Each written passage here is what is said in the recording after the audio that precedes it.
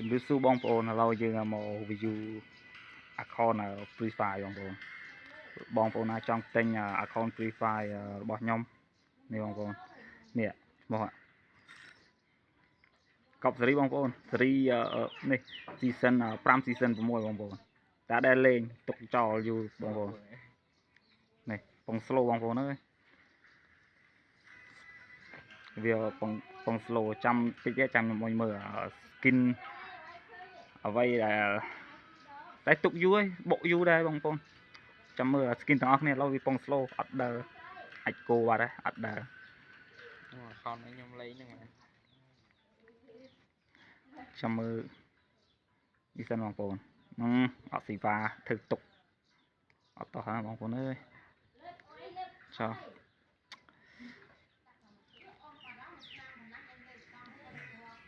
អត់ដើរទៀតចាំមើលវាដើរសិនបងប្អូនអស់អ្នកមើលឲ្យយីអត់ដើរនេះឈ្មោះបងប្អូននេះឈ្មោះ BBQ for you បងប្អូន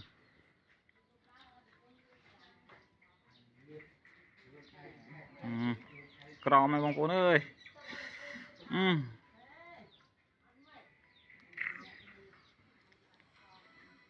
លក់ម៉ែន account ហ្នឹង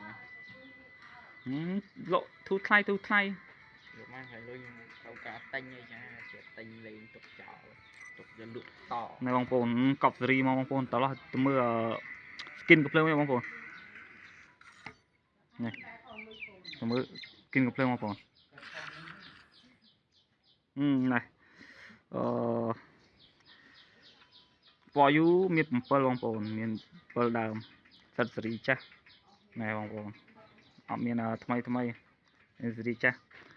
AK មាន6ដើមបាច់ទេទុកលក់ឲ្យខ្ញុំណែបងប្អូនកប់សេរីមកនេះស្កាត្រីចេញមកមុនដំបូងមកមុនវងបុកយកភ្លៀបស្កាត្រីបងប្អូននេះណែកប់សេរី level 3បងប្អូនតែយើងដែលទុកខោនឹងយូរហើយនេះគ្រូសាបងប្អូនគ្រូសាក៏អេមមក